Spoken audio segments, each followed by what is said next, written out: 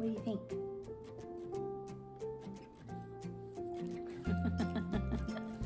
Thanks.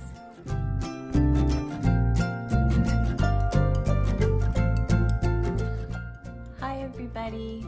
Welcome back to Novel Idea. My name is Dia and this is Poppy.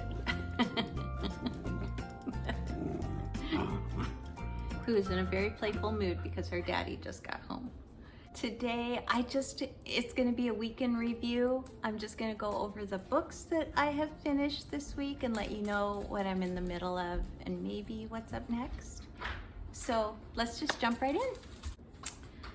So the first book that I finished this week was Hidden Places. This is by Sarah Baxter, illustrated by Amy Grimes. And I believe this one came out about 5 years ago. 3 years ago. 2019. And these are different places all around the world that are not commonly visited. It's not necessarily that they're completely hidden, but they're not just commonly well known.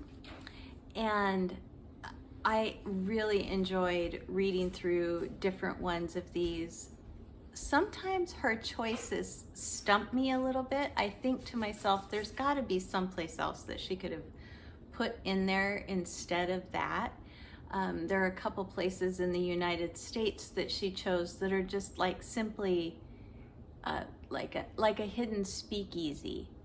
And that one I think is in New York, and yeah, there are just a couple places like that that I think, really?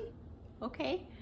But overall, I really enjoyed this, and I was reading this for Nonfiction November, and I was reading it for Borders. You could read it for Secret, you could read it for Element, but I was reading it for Borders. And I just wanted to show you my favorite one. This, you can see I marked it, is in Austria, and it is called Kaisertop, I think is the way that it's pronounced. It's population 39 people. Look at those mountains, you guys. Gorgeous. And it says, a valley largely disconnected from the modern world, yet completely connected to Mother Nature. The geological slice through the Alps roars not with automobiles, but with rivers, ice-clear torrents that rush down the great gray gorge amid the fir forest and wildflowers, around cliff crags and pastures of lush flower-flecked green beneath the soaring snowy tops of the Kaiser or Emperor Mountains. So yeah, and then I'll show you the next page because Amy illustrated that one too. It's just beautiful. It made me want to go there. This is a little cave in the mountainside. You can see we're looking out of the cave into the forest there. So I really, really enjoyed this. Thought it was wonderful. And then I was doing a buddy read with Shelley from Shelley Swearingen, and we were reading Ring of Brightwater by Gavin Maxwell, and both of us really loved this book. It was so much fun to read this with Shelley. I thoroughly enjoyed our conversations that we had about the books, or about the chapters as we read them. We read about 3 chapters a day, and then we would just Voxer each other about them. And there were things that really kind of, we felt a little disgruntled by, but overall, we loved Gavin Maxwell's writing. He's very poetic, very descriptive, very lyrical in the way that he writes. And we loved hearing about his home. We loved hearing about his otter friends.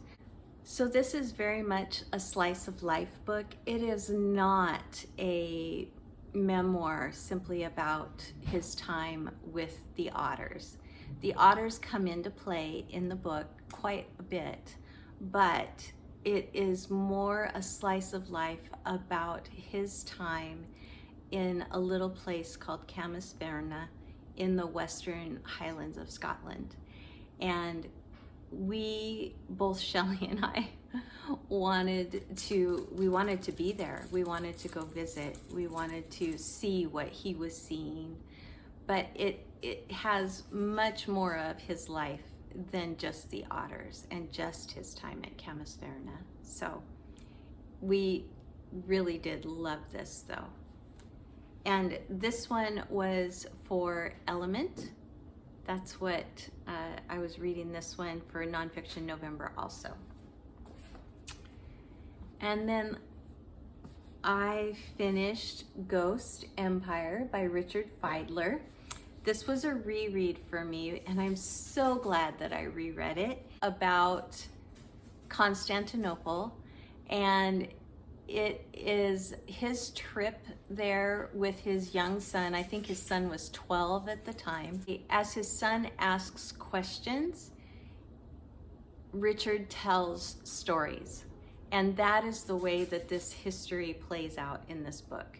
It's very much a story being told, and I loved it. It's wonderful. So I just really enjoyed it.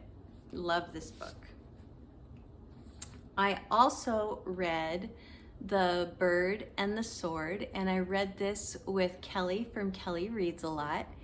And it is a fantasy fiction about a young girl whose world is comprised of beings that have gifts and the rest of humanity.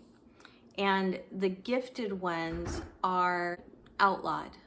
They're killed, they're done away with, they are gotten rid of because they feel that everybody should be playing on the same level, so to speak.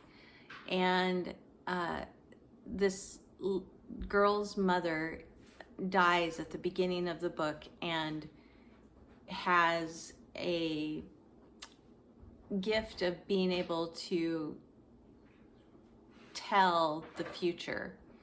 And so she basically tells her daughter to be quiet and not use her words because she also is a teller. And so in order to keep her safe, she says, you know, just to keep them in and don't say anything. And she tells her father that if her daughter dies, that he will die also, and he needs to keep her safe. And so this girl's life plays out where she is basically mute because her mother has commanded her voice to be silent.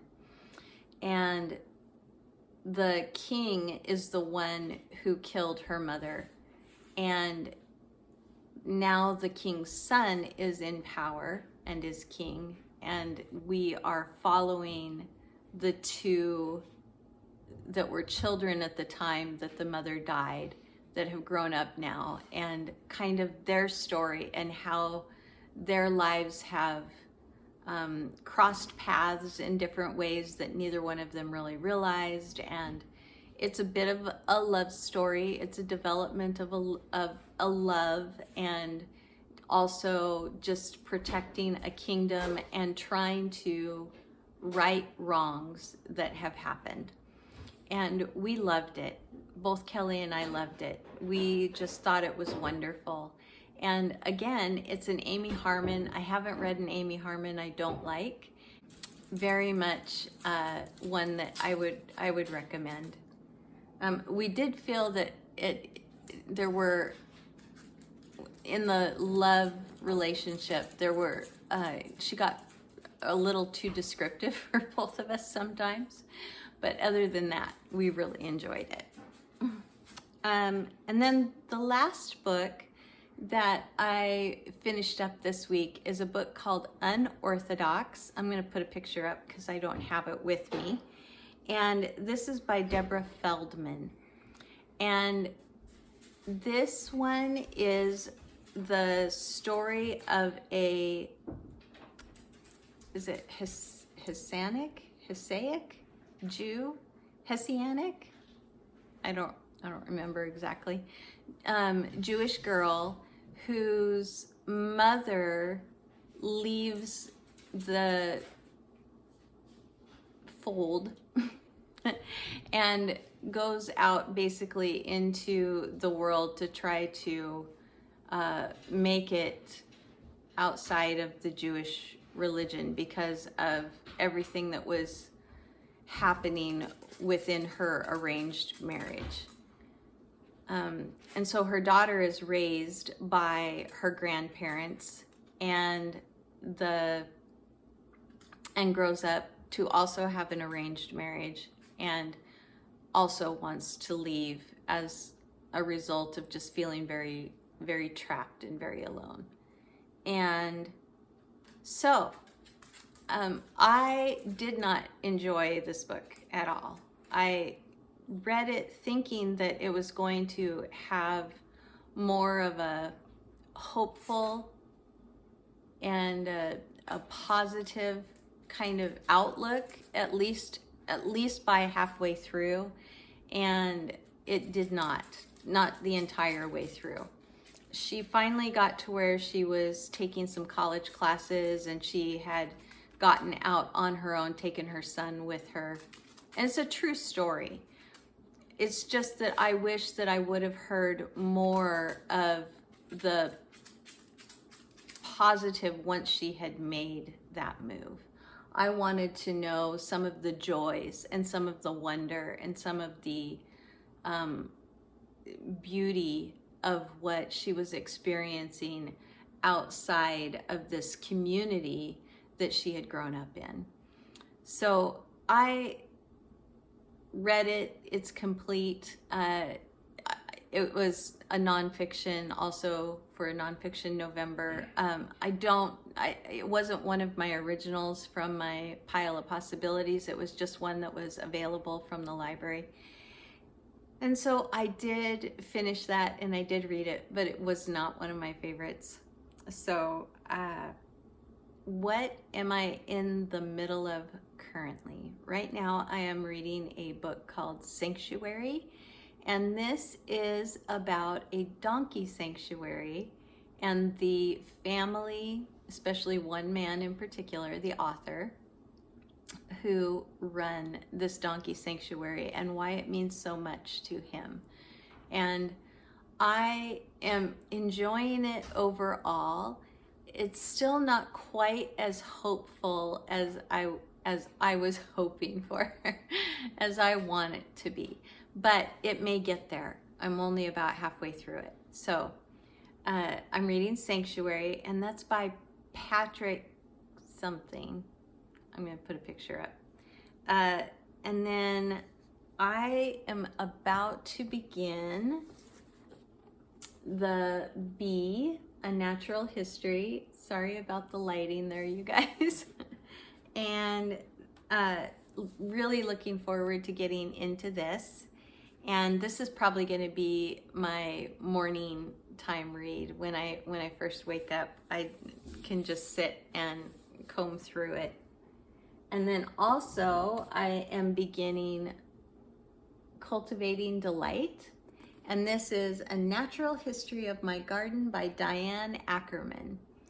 And I picked this up from the library book sale about 2 weeks ago, and I forgot that I had picked it up. And so it wasn't in my pile of possibilities, but I am going to read it because that's the whole reason why I picked it up, because I really wanted to read it. And then today, my husband went to the library for me, and he brought me back Lost Words by Richard MacFarlane and illustrated once again by Jackie Morris. Now, I read Lost Spells last month. Look at the difference in the size of these books, you guys. It's like this one is almost like a children's size picture book, and this one is just a regular size. I love it. So lost words is literally that. It's words that have been either taken out of the dictionary or aren't just seen as no longer useful, and so are not added to the dictionary year after year. And they are all words from the natural world. And so I'm looking forward to looking through this, reading it, and enjoying that one. So those are my have reads, am reading, will be reading. I am also in the middle of audiobook wise a book called The Drowned Tree. I will put a picture of it up. And then also the second book in the Curtis Craddock series that I'm going to be starting that tonight. And that is The Labyrinth of Scions and Sorcery. So I'll be doing that. So I hope that you guys have had a great week so far of reading, and that you are enjoying your nonfiction November so far, if you're participating. Thanks for joining me, everybody. Like if you liked it. Subscribe if you want to. Bye.